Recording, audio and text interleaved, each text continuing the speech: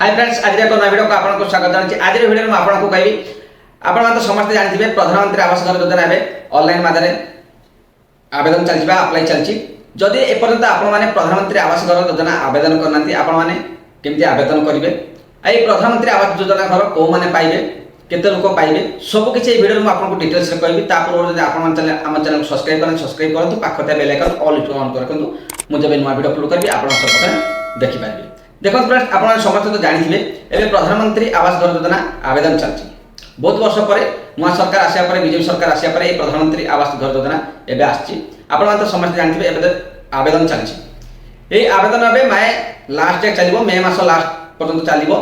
ये प्रधानमंत्री आवास घर योजना 2 मास मध्य 5 लाख लोक को दिज्व। जदि एपर्यंत आपण पाखे पक्का घर खंडे ना ताले आपण प्रधानमंत्री आवास घर योजना यदि आवेदन करना जल्दी जाकि आवेदन करूँ। आप आवेदन केमती करेंगे देखूँ, आपको मोबाइल साहाय्य बा मोबाइल माध्यम या आवेदन करेंगे, निजे आवेदन करेंगे। तार आप्स भी अच्छी, आप जाकि आवेदन करेंगे। आपको बहुत गुड़े भिड मिल जाए केमती आवेदन करें तार भिड भी अपलोड कर देखिकी भी आवेदन करेंगे। जदि आप जानू ना पाखे सीएस सेंटर बा आपंकर जनसेवा केन्द्र जाकि आवेदन करेंगे।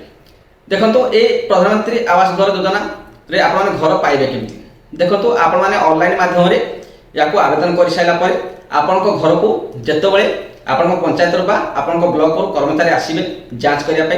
जांच कर सारा पर जब आपण मैंने पाइबा योग्य व्यक्ति अटंती ताहले आपण को ए घर दि जाव। आपण ऑनलाइन माध्यम आवेदन करदे किंतु आपण घर को एपर्यंत जांच है ना, आपण पंचायत आपण ब्लॉक रू आपण घर को सर्वे करने लोक आसी ना, कर्मचारी आसी ना, आपण आवेदन करथिले भी आपण ए घर पाई परिबे नाही जे पर्यंत आपणकर सर्वे सरी ना।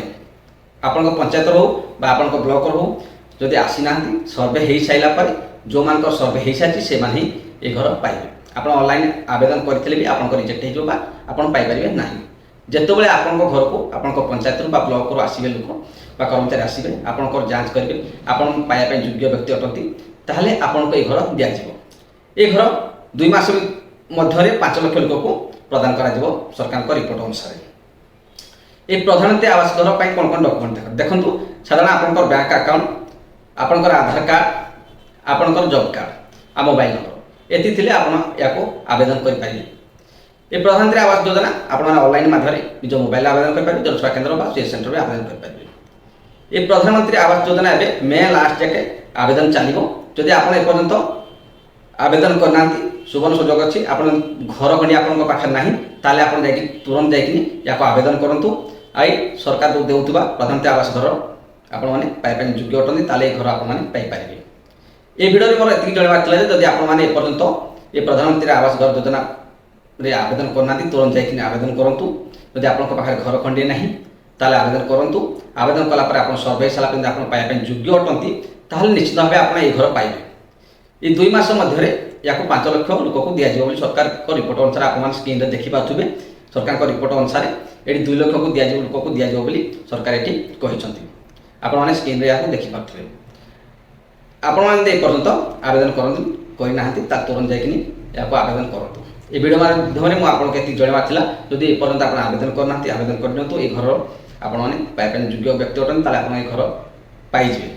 थैंक यू फ्रेंड्स, पुणी देखा आगामी एक नया वीडियो। जय जगन्नाथ।